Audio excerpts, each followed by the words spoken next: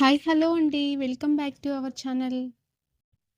నేను ఈరోజు liver fry చేశాను. ఇది రైస్‌లోకి చాలా బాగుంటుందండి. ముందుగా 500 గ్రామ్స్ లివర్‌ని నీట్‌గా కట్ చేసుకొని ఒక పక్కన పెట్టుకున్నాను. ప్రిపరేషన్ కోసం ఒక కడాయిలో 2 టేబుల్ స్పూన్ ఆయిల్ వేసి, పోపు దినుసులు వేసి వేగాక కట్ చేసుకున్న ఆనియన్ వేసి బాగా ఫ్రై చేయాలి.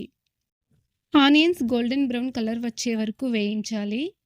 ఇప్పుడు ఇందులోకి 1 టేబుల్ స్పూన్ సాల్ట్ కూడా వేసుకోవాలి. సాల్ట్ ముందుగానే వేసుకుంటాను. ఎందుకంటే సాల్ట్ ముందుగా వేయడం వల్ల ఆనియన్స్ క్రిస్పీగా ఉంటాయి. తొందరగా వేగుతాయి కూడా.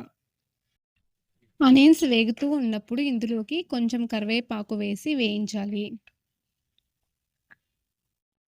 ఇప్పుడు ఇందులోకి 1 tablespoon ginger garlic paste వేసి బాగా కలిపి వేగనివ్వాలి. ఈ పేస్ట్ పచ్చి వాసన వెళ్ళే వరకు వేయించాలి. ఆనియన్ వేగుతూ ఉన్నప్పుడు ఒక పెద్ద సైజ్ టమోటాను తీసుకొని సన్నగా కట్ చేసుకొని ఇందులో వేసి మగ్గనివ్వాలి.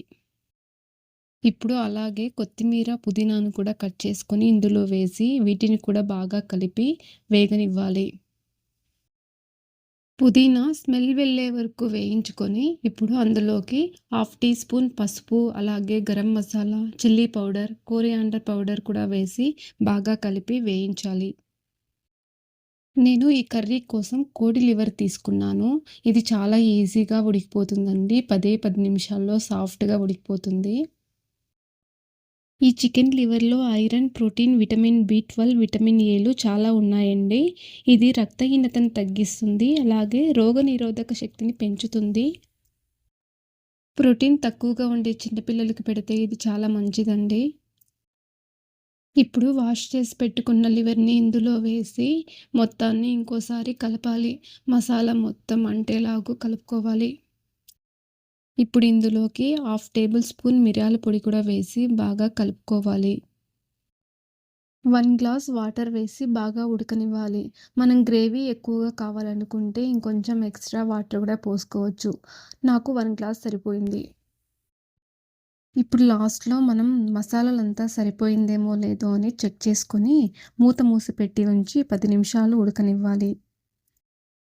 మధ్య మధ్యలో అడుగంటకుండా చూసుకుంటూ కలుపుతూనే ఉండాలి. అంతే అండి. 10 నిమిషాల్లో లివర్ గ్రేవీ ప్రిపేర్ అయిపోయింది.